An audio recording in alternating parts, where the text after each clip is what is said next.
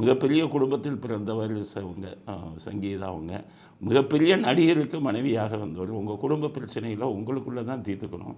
உங்களுக்கு பிடிக்கல விவாகரத்து அப்படின்னா எல்லா பெண்களும் நான் பார்க்குறேன். பெரிய குடும்பத்தை சேர்ந்த பெண்கள்லாம் என்ன பண்ணுவாங்கன்னா, பிடிக்கல விவாகரத்துன்ட்டா 2 பேரும் பேசி மியூச்சுவல் கன்சென்ட் டிவோர்ஸ் மனமுத்து பிரியக்கூடிய இதை போட்டுருவாங்க. ஒரே நாள் ஃபைல் பண்ணிங்கன்னா அடுத்த 6வது மாதம் உங்களுக்கு டிவோர்ஸ் கிடச்சிடும்.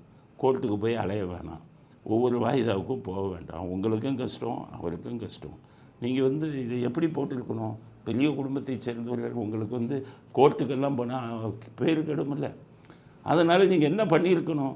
மியூச்சுவல் கன்சென்ட் டிவோர்ஸ் அவர்கிட்ட பேசிவிட்டு வெளியில் தெரியாமல் போட்டு ஒரே நாளில் வாங்கிட்டு போயிருக்கலாமே.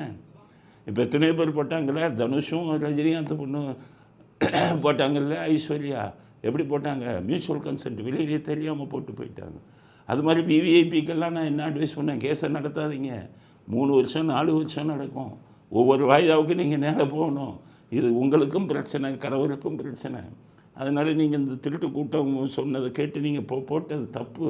நீங்கள் போட்ட செக்ஷனே இதில் போடக்கூடாது. 2வது நீங்கள் போட்ட கோர்ட்டே தப்பு. நீங்கள் போய் செங்கல்பட்டில் போட்டிருக்கீங்க. செங்கல்பட்டில் போட்டிங்கன்னா உங்கள் வீடு பனையூரில் இருந்ததுனால நீங்கள் செங்கல்பட்டு போட்டிருக்கீங்க.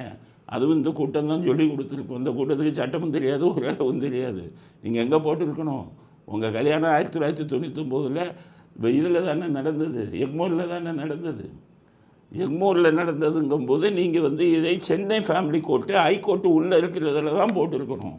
அங்கே இருக்கக்கூடிய நீதிபதிகள்லாம் கொஞ்சம் அனுபவம் உள்ளவங்களாக இருப்பாங்க, கேஸு சீக்கிரம் முடியும்.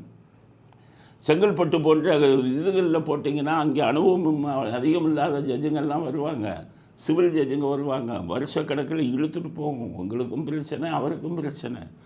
அதனால் நீங்கள் அங்கே போட்டது தப்பு.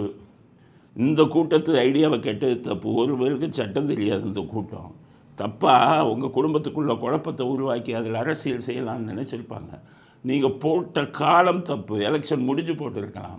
நீங்கள் போட்ட டைமும் தப்பு. கரெக்டாக எலெக்ஷன் இப்போ ஏப்ரல் 20ஆம் தான் எலெக்ஷன் வரும். கோர்ட்லேருந்து 20ஆம் வர சொல்லியிருக்காங்க. அப்போ என்ன ஆகும்? விஜய்க்கு கெட்ட பேரை உருவாக்கணும்னு சொல்லி இந்த கூட்டம் செய்யும் சதி செயலுக்கு நீங்கள் போய் இரையாயிட்டீங்க. 2021 உங்களுக்கு இந்த குற்றச்சாட்டு இருக்குன்னா அப்போவே போட்டிருக்கணும். இல்லைன்னா தேர்தல் நான் தள்ளி மேற்கு அப்புறம் போட்டிருக்கணும். இந்த கூட்டத்து பேச்சை கேட்டு போட்டிருக்கீங்க.